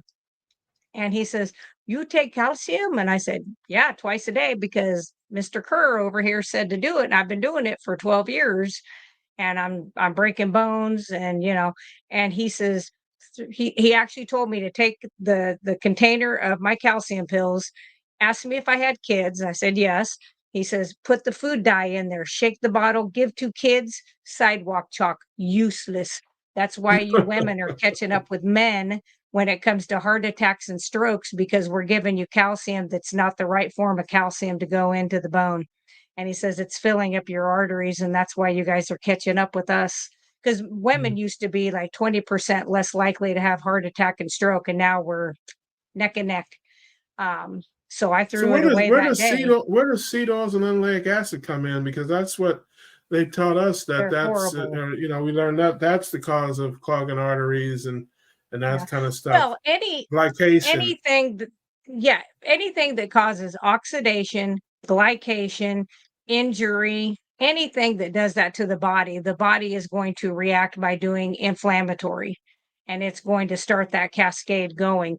But the seed oils, I mean, if people would take, like, let's say you had canola seed and you crushed it and squeezed the oil out of it, if you used it in that form right there, you'd probably be okay. But it literally would be like gum. It's real thick. So the way they take it to these factories and they heat it super high temperature a couple times and then they run hexane through it and chlorine through it to get the smell and the color out because they burn it and it's just gross. Those things are carcinogenic. So and it was supposed to be used for like our hydraulics and our tractor lubricants. Mhm. And then they had such a massive supply of it left after World War II, kind of like the fluoride left over from the ammunitions, that they were like, hey, let's put this in their food and their toothpaste and their water, and they'll buy it. And it's okay, and then we'll make money off of them when they get sick. It's Yeah. like it's horrible. All right, so I want to make sure I have this clear. This is breaking. This is breaking on the Keto Cookout. We have Laura Russell, healthy carnivore, 20 plus years nurse. You are telling our folks today that it is your opinion that they can reverse their calcium and their artery plaque by eating a ketogenic diet, high fat, high protein, low carbohydrate, and supplement with K2 and D3, and they can say goodbye to the plaque in their coronary arteries. And that is your opinion tonight. Absolutely. How about that? I can't believe I got all that right. Well, there you have it. Well, are you sure? I'm gonna give you a chance to back out of that. Yep. Nope. All 100%. right. So somebody had a question. How do I regrow my teeth? There you Same go. way. The K2D3, and what I will say is any tooth that you have had a root canal, it's done. You're better off taking it out of your body because it harbors 3 to 4 different types of bacteria most of the time in the mouth. So you're better off just to get it out if you possibly can. If you have teeth that still have the roots, even if you have like a crown, I think they call it, or there's some other stuff they do, you can rebuild because if you have the nerve and a blood supply, these teeth are not the same teeth as they were 6 months ago. It's just like your ulnar, or your radius bone or your any of your bones in your body. My femur is not the same femur I had last year at this time. It's constantly breaking down and rebuilding. You have osteoclast and osteoblast. Same with the teeth. Like people who have done this lifestyle, and especially the ones I know that have done the vitamin K2, D3, I mean, my dentist swears by it. Between that and my tooth powder, he likes my tooth powder now. But remineralizing. So, if you have enamel problems, you can get a remineralizing tooth powder or toothpaste and utilize that. You can make your own. I do sell one. It's very cheap. But Yeah. that helps remineralize the teeth too. So, Now your tooth powder. Yes, I happen to have some of the tooth powder. I do use it now. Does it do anything else besides remineralize? Does it have any other mm, properties? Does it yes. So, break down tartar? couple Does it things. remove plaque? Does Yeah. it, what else? What Yep. else does it do? Yeah. Or is it So, mainly for remineralizing? nope. So it helps desensitize. Like if you have oversensitive teeth, it works Mhm. very well with people for that. Then it remineralizes, and then I do put xylitol as a sweetener in there, but not for the sweetness. I do that because of the way xylitol works in killing bacteria. The Mhm. bacteria in the mouth, especially if you have teeth that hold bacteria, you want to use a remineralizing tooth powder that has xylitol in it because then you can swish after you've done your brushing around and get that all around those teeth. But it absolutely can be done because even my own dentist, who did not believe me in the beginning, he thought I was cuckoo, which I might be. Um, Yes. I had a spot that I had a little bit of a crack in the tooth from eating ice chips years ago when I was iron deficient. Um, and he saw me like a year and a half after the fact, and he said, "Well, who'd you go to fill that in?" He thought I'd had somebody put, I don't know, whatever that fake enamel stuff in there. And I'm like, nobody, you're my dentist. I didn't cheat on you. I'm not a cheater, you know.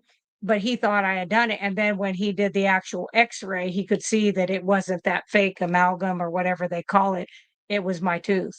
And he goes, Mm. all right, there's something to this. And I'm like, look, I ain't trying to put you out of business. I'm just trying to make me be healthier and you'll have plenty of people that do the other stuff. So you'll be Yes, I okay. know where. Hey, listen, I know where you live. You're one of 7 people that have teeth. No, I'm just That's kidding. right. I'm just Yeah, kidding. that is true. I'm just kidding. Okay, Renee says, Laura, with the same old true for baby aspirin and hip replacement, it took for 2 weeks, but then stops. Oh no, you're not twerking anymore, Nene? She will be. She will be. She just got to get back on the game. She'll get there. You don't have to. The reason that you do it after that is just because of the surgery on the body. They've seen years ago, they used to put people on warfarin or Coumadin for a long period of time after a joint replacement. And they found that it really wasn't beneficial to stay on for a long period of time. That eh, the stuff you have in your body is not within a blood vessel. It's down into the bone, on both ends. Um, and most people have no trouble accepting, the joint. So no, make Yeah. soil, crops make dirt. He's got the best one-liners. I love Coronary plaque is his. caused by glucose-rich blood, which is abrasive. The calcium in the blood sticks to this rough area, and so the process grows. You There can. you Yep. go. There Yep. you have it. Yeah. But we know, Yeah. And yeah. that a carnivore diet, the proper human diet, and Yep. K2 and D3, we believe can turn that thing around. And man, boy, them arteries will be clean as the Board of Health. That's right. You'll be whistling Dixie.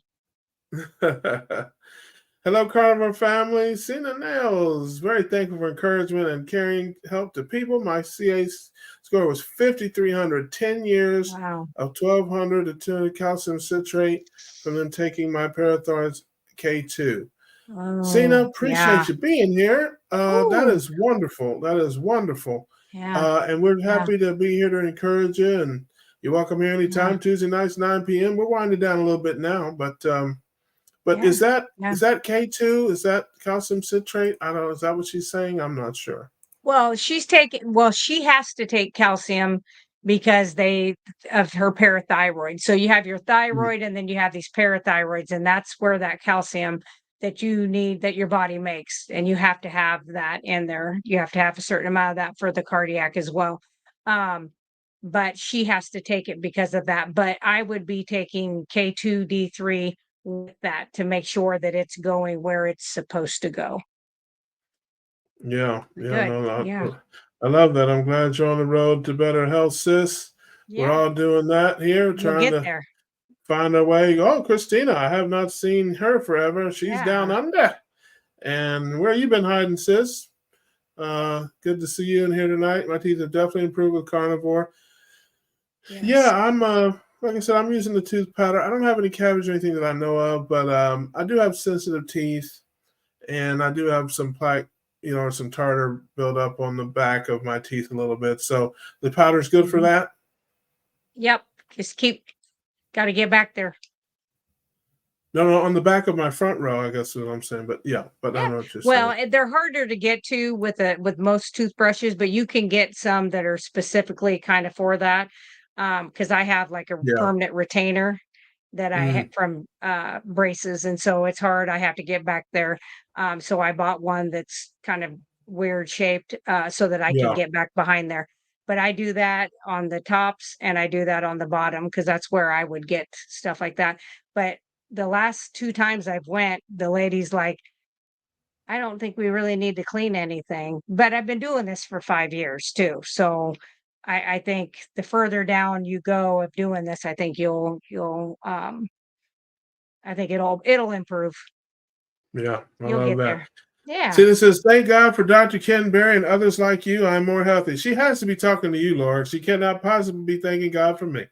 I can tell you that right now. Yeah, that is 100% for you. And Dr. Berry is our guy. Shout out to Doc Berry. He's probably somewhere strumming a banjo or something country people do. But I'll see him pretty soon too in October. But yeah, Some man, no, lambs. Yeah. we love Doc Berry and all the carnivore docs and all the keto docs that are helping us change our lives, get on this keto road. And we're here to spread the news and to share our stories and all the above. And we are grateful for you guys too, because they do it from their end, we do it from our end, sharing our stories. I just try to make people laugh and smile and try to brighten their day.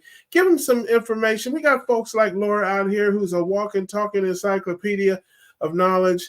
But me, I'm just come get these jokes. Come get some of these jokes. That's what I got. Okay, so, but a spoonful of sugar helps the medicine go down. So we want you to laugh, enjoy life, smile, and get a little information too. And thank you so much for the super sticker. Cena sends a super sticker. I appreciate you so much, sis. Thank you so much. One more question here, and then we have fulfilled our contractual obligations to the family. Oaktown Girl says, what is the deal with charcoal in toothpaste? Okay or not so okay? I don't use it anymore. When I first started making my tooth powders decades ago for myself, I did have some in there. I did that mostly because I had a couple discolored teeth that were in the front, and the charcoal seemed to really help with that discoloration. But I'm not sure that it does a whole awful lot other than helps kind of pull the color, stuff like that. But yeah. Yeah. Yeah, I've heard negative things about that. I don't know. And listen, you guys know me. It's above my pay grade. I can't give you a whole lot of details, but I'm sure you could get on YouTube and find some Yeah. answers, get some questions about that. But I have heard that it's not really the best for you. So I don't know for sure. But Laura's tooth powder is the best for you, and it's scrolling on there. Russell Brands with a Z. www.russellbrands.com. Why don't you, on the way out here, just hype yourself up there and talk about a few of your products and and the cool things you got over there on your channel, sis. Yeah, so like today when I got off of work, I made vanilla body soap with tallow. So it's just tallow, lye, and filtered water, and then the essential oil. So, but those take 4 weeks to cure. I make my shampoo bars for people who have hair. Even beards, you can use it on Okay, beards even. But there you anyway, go. Yeah, I I'm just love that. saying. um, but it's really good for your hair. It helps clean and get rid of a lot of the gunk, and you're not putting all those chemicals on. I make deodorant.